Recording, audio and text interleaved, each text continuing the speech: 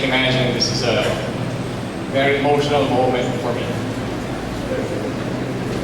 But I am, end of the day, paid to talk, right? That's what I do.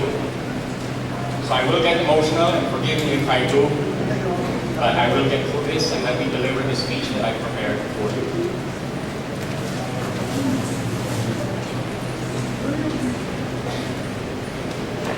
Congratulations to the University of Cordilleras class of 2016. I guess that includes me. Today we honor and salute you for the singular achievement born out of your diligence and hard work. And congratulations as well to the parents and loved ones who sacrificed a lot to support you in your studies. They deserve a big round of applause.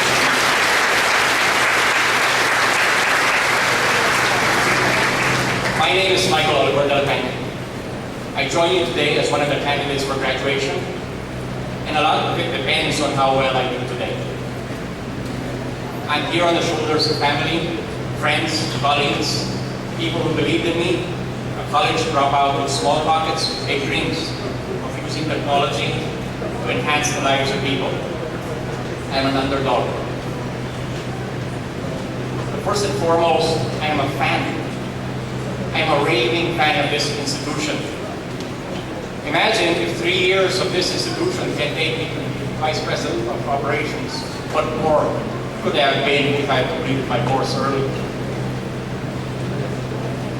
I'm a fan of this country, the Philippines. It is 300,000 square kilometers in size. The U.S. state of California is bigger than the Philippines. There are 72 other countries in the world that are bigger than us in terms of size. We are only one of 93 members of the United Nations. So, in as far as countries around the world, one thing is evident. The Philippines is not big, but the Philippines is not small either. In superhero terms, the Philippines is, I guess, the Ant-Man in a world of Avengers. Also a fan of the city. Baguio is only one in a city composed of 145 cities in this country. It was designed by Dela Peña for 20,000, 320,000 living in today. Measured in malls, ours are dwarfed by the ones in Cebu, Davao, certainly Manila. In as far as the cities in the Philippines are concerned, one thing is evident. Baguio is not big, but Baguio is not small either. In Game of Thrones terms, Baguio is Jon Snow in the land of in the kingdoms of Westeros. I am a fan of this university. This university is only one of almost 300 colleges and universities in the country. In the Web of Universities website, it ranks 77 in terms of size. So, in terms of schools are concerned, one thing is evident. UC is not that big, but you're not small either. In basketball terms, the UC is Steph Curry. In the land of the 3 examples of big but not small, and yet, this country has time and again captured the hearts and minds around the world. We did it through an Emmy Award-winning Disney princess singing Force of Nature. That's, of course, Dela Peña, right? A 6'2" bowler from Quezon City is in the Guinness Book of World Records for his achievements in the sport.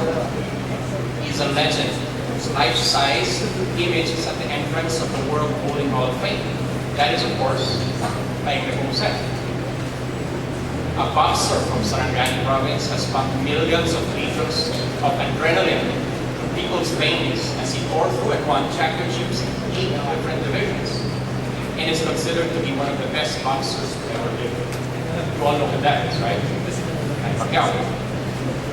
This city found a formula to get upwards of 1.5 million visitors in a span of 1 week in February.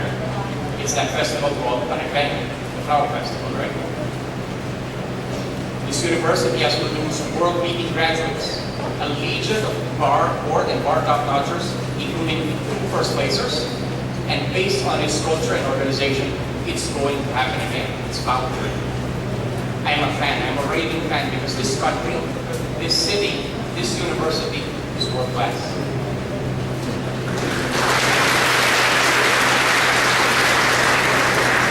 job has allowed me the opportunity to be in boardrooms all around the world, both virtual and physical. I've spoken to presidents, CEOs, and leaders of Fortune 500 companies. What I talk about and the team I represent comes from a small BPO in Luacan Road in the middle of the PESA program. We started in 2004 with 35 employees with just one site. Today we are 4,000 strong, and the campus has expanded to 6 floors and 3 sites. We are the biggest employer in the city. Later this year, we will open our 4th site in Baguio, and it's right outside the stores, next to the Krispy Kreme. When I get up and when I represent and when I talk about the Baguio team's performance, I try to do so when I make it a point to stand up. I do so because loud and proud, my team, the Baguio team, deserves the best. The 4,000 associates in a small campus in Baguio is without a doubt also world class.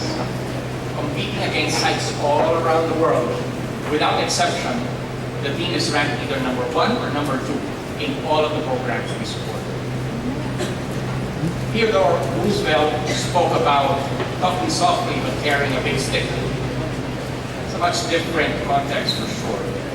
But given the 3 examples that I just gave you about how small can be big, how big can be powerful, I think I know what I mean. But let's take a step back for a minute and let's talk about you. Yes, you. You've heard of this word before, millennial, right? Often used as a bad word, millennial or Gen Y. You are the subject of many interesting books like Generation Y Bob, as an actual title. And Millennials, the New Office Moron. There's also a book called The Dumbest Generation. Heavy stuff. Stereotypes abound. If you haven't heard it yet, you will soon enough. They will say that you are entitled, that you are narcissistic, that you have a tendency to job hop, that you have no work ethic, and that you have constant affirmations of your overinflated self-esteem. Sounds like damning criticism for sure, but don't take it to heart. Younger generations have always been stereotyped and made fun of alike. Just imagine me, the undergrad, right, going through what I went through. Well, these accusations had to come from somewhere, and maybe some of you or some of us are guilty of it. It's not as important as what you can do starting today. A likely reality is that you will walk through a door at work, your gray-haired co-workers will have their radars on you, waiting for you to make the typical millennial mistake, ready to bounce. So what is a millennial graduate of a not-so-big university in Baguio in the Philippines supposed to do?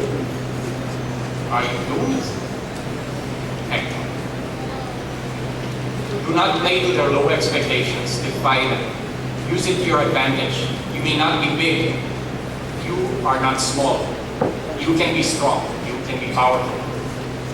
At this point, allow me to talk to you about 5 lessons I learned as I go through life in my career.